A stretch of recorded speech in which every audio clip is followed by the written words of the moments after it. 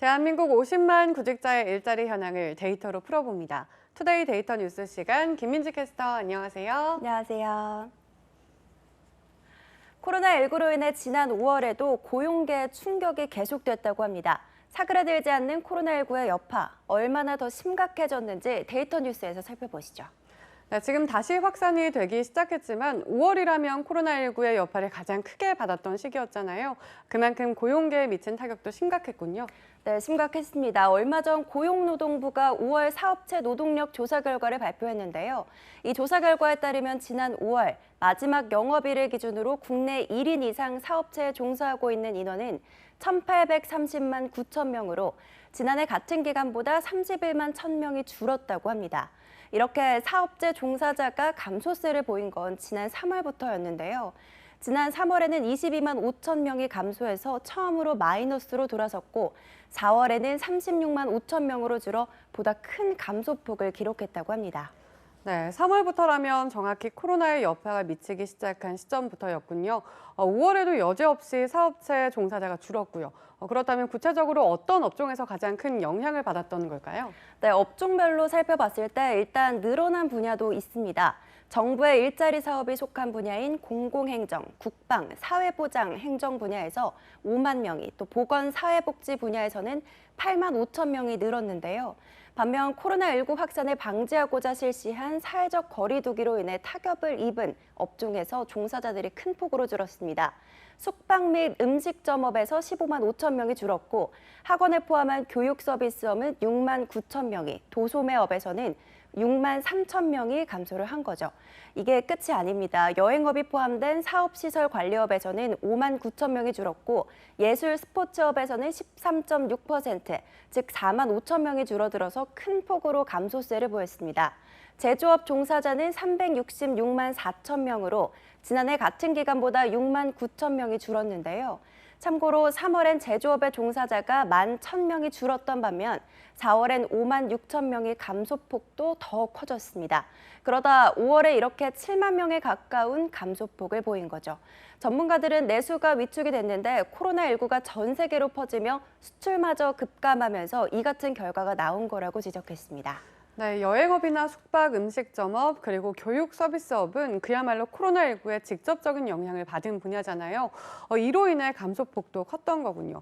더구나 연초만 해도 조금씩 제조업이 회복되는 분위기가 보였는데 코로나19가 확산되면서 다시 감소폭이 커지고 있는 사실이 참 안타깝습니다. 네, 그렇습니다. 특히나 이번 조사에서 더 안타까운 점은 고용의 충격의 여파가 단기 계약직, 특수 고용직 등 취약계층에 특히 집중이 됐다는 건데요. 5월 동안 상용 근로자는 지난해 같은 기간과 비교를 했을 때 0.9%가 줄어든 것에 반해 임시 일용 근로자는 5.5%가, 기타 종사자는 5.9%가 줄어든 6만 9천 명이 줄어든 걸로 나타났기 때문입니다. 뿐만 아니라 중소기업의 고용 상황이 악화된 통계 결과도 있었는데요. 상용 근로자가 300인 이상인 사업체 종사자는 1만 3천 명이 증가한 292만 4천 명으로 나타났지만 오히려 300인 미만의 사업장에서는 32만 3천 명이 줄어든 1,538만 5천 명으로 나타났기 때문입니다.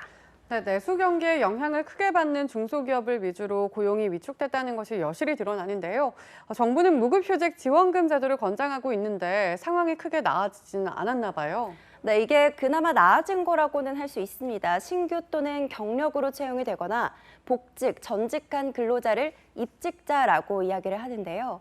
5월 국내 사업체 입직자의 통계를 보면 입직자는 87만 1,000명으로 지난해 같은 기간과 비교를 했을 때 4만 4천 명이 증가했고 해고를 당하거나 스스로 사직, 퇴직한 이직자는 80만 4천 명으로 8천 명이 늘어난 걸로 나타났습니다.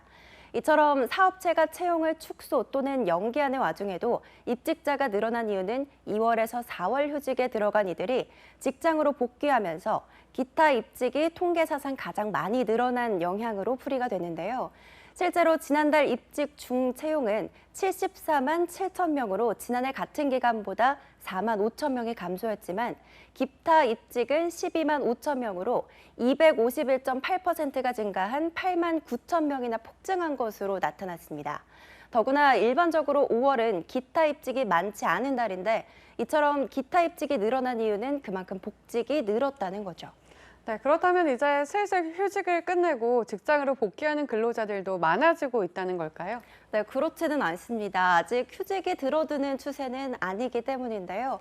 오히려 지난달 기타 이직은 10만 2천 명으로 지난해 같은 기간보다 139.8%, 그러니까 5만 9천 명이 늘어난 것으로 나타났습니다.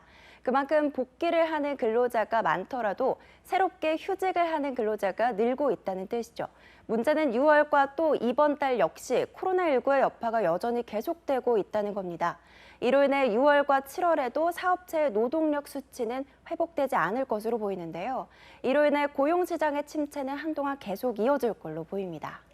네, 코로나19가 다시 확산되고 있습니다. 이로 인해 고용시장 역시 살아날 움직임을 보이지 않고 있는데요. 하루빨리 코로나19가 종식되어 고용시장에 다시 한번 활력이 찾아올 수 있길 희망해 보겠습니다. 지금까지 데이터 뉴스 시간 김민지 캐스터였습니다. 고맙습니다.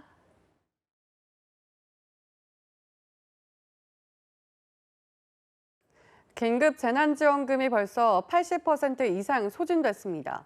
그러자 소상공인과 전통시장의 매출이 다시 줄기 시작했는데요. 상인들은 지난달부터 손님이 줄어 이미 지원금 지급 이전 상황으로 돌아갔다고 말합니다. 다시 할까요? 죄송합니다.